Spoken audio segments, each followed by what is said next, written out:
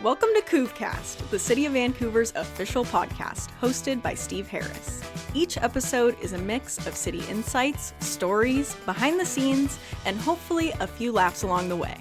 No jargon, just real talk with the people shaping Vancouver's future, one episode at a time. Well, welcome to CouveCast, the City of Vancouver's official podcast, hosted by me, Steve Harris. This is the next episode in our series about creating a new flag for Vancouver. Today, I'm joined by Ted Kaye, renowned vexillologist and secretary of the North American Vexillological Association. He literally wrote the book on how to design a flag. His book, Good Flag, Bad Flag, has helped many governments and organizations create new flags. And he has traveled the world providing advice on creating flags. Well, welcome, Ted, and thank you for joining me. It's a pleasure to be here. Thanks. So let's get right into it. What a lot of people are asking, and I personally didn't know much about this until I started doing the podcast, but what is vexillology? Vexillology is the study of flags. It comes from the word vexillum, which is the Roman word for flag, Latin flag, and ology, the Greek suffix for study of flags, vexillology. But my wife likes to joke that it's vexillology because it's vexing and silly. Okay, that sounds perfect. And so how did you become interested in flags? I started collecting flags as travel mementos. I buy a flag when I travel. It's my travel trophy, and I have two rules for my collection. The first is, for me to own a flag, I have to have been to that place. And the second rule is the flag has to come from that place. So I have a whole bunch of full-sized flags that represent my travels. Nice. That sounds awesome. And what inspired you to create Good Flag, Bad Flag? Did you develop this on the 5 principles of the flag design?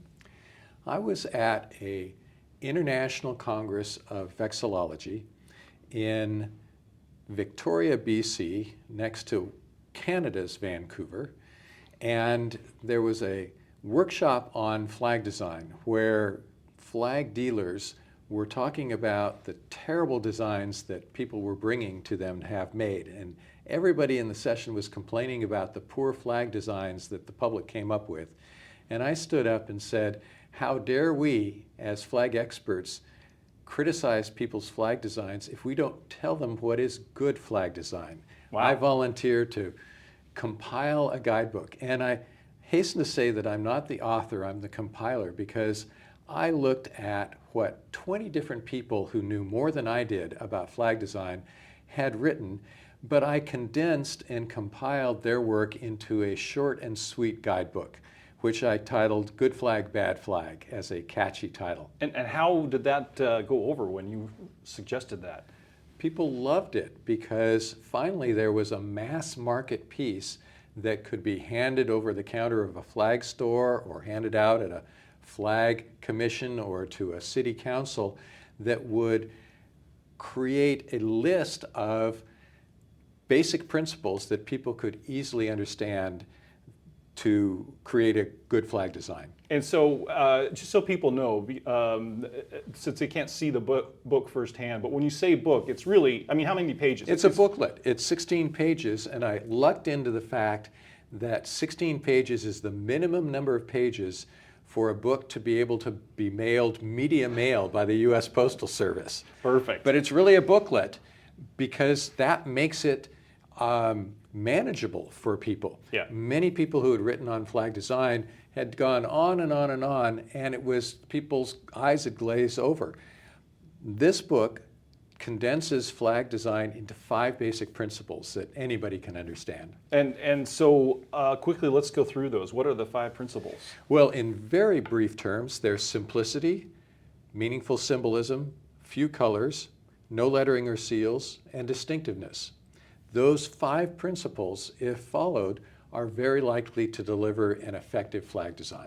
Okay. With that in mind, how can symbolism be powerful even in minimalist designs? It's important to understand the fundamental purpose of a flag. The fundamental function of a flag is signaling at a distance. There are other uses of flags, ritual, ceremonial, decorative, but the fundamental reason that we have a flag is that we put something on a piece of cloth that's going to be seen at a distance, flapping maybe on both sides, and we need to be able to make out what's on that flag and then remember what it represents. So two things, discernibility and memorability. So flag design is actually form follows function, and if the function is signaling at a distance, the form of the flag, the design, has to support that function. So discernibility and memorability. Now to your question about meaningful symbolism, all you really need is something that when people see it, whether it's an object or a color or the way the field is divided, people will remember, oh, I've been told that represents Vancouver. I can make out which flag is Vancouver's in a display, say, of Washington city flags. So a fort, a V, a bend in the river, colors, green and blue and white, those kinds of things can be the triggers for remembering Vancouver. The flag is not the ultimate repository of all the values and history and content of the entire city. It's just a signaling device. But simple enough to where I think it might even be in the book or suggested by the book that a third grader could draw the flag. It's simple enough to where it's easily remembered. Absolutely. A flag should be so simple that a child can draw it from memory.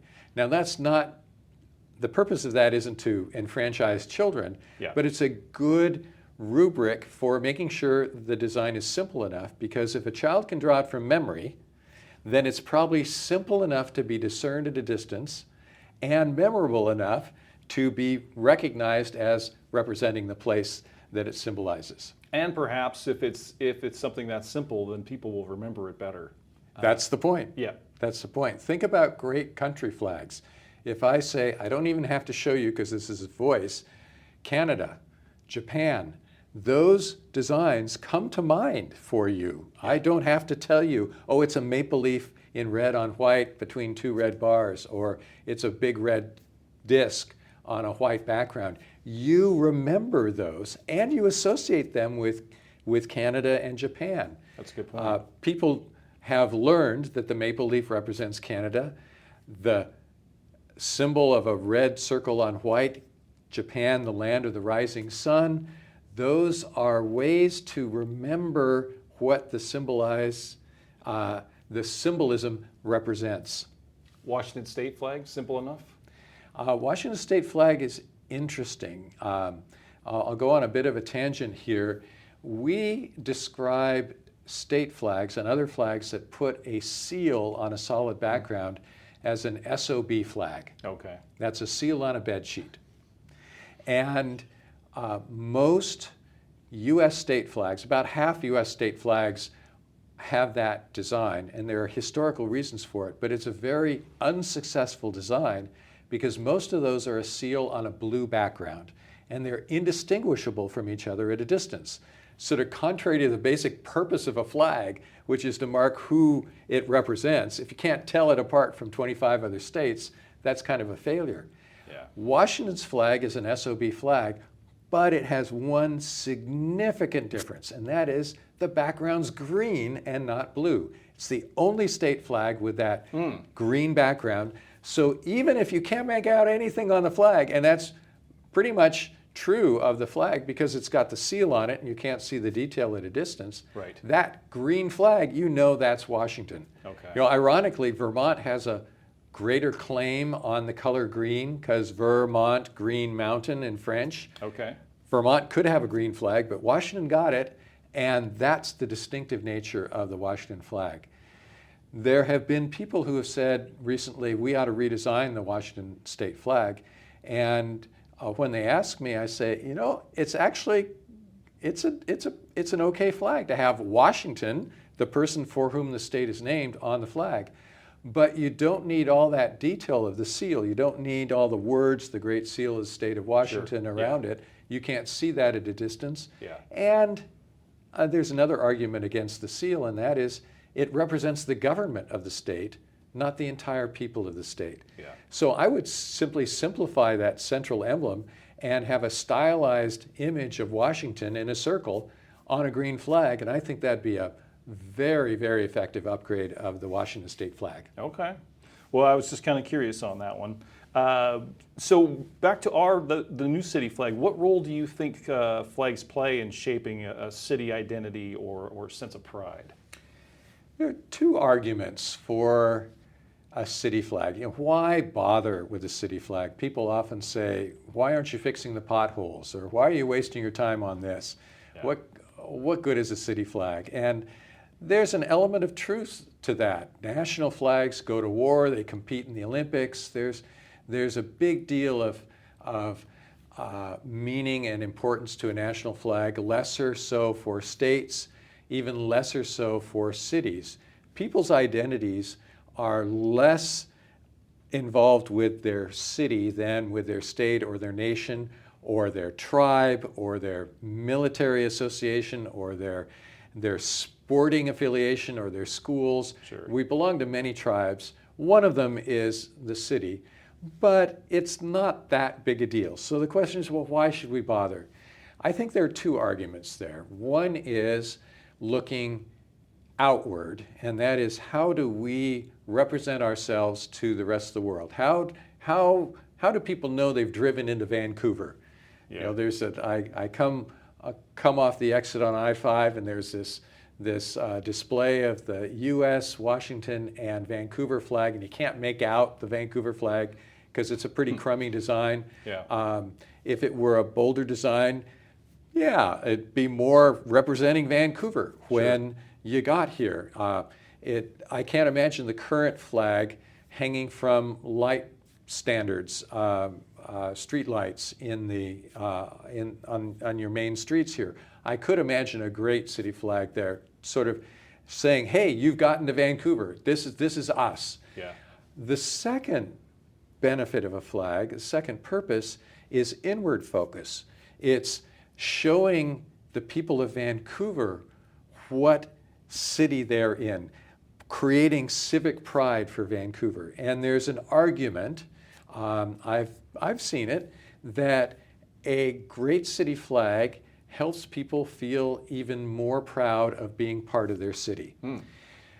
We like to observe that the ultimate test of whether a flag is truly embraced by the people of the city it represents is when it starts showing up as a tattoo.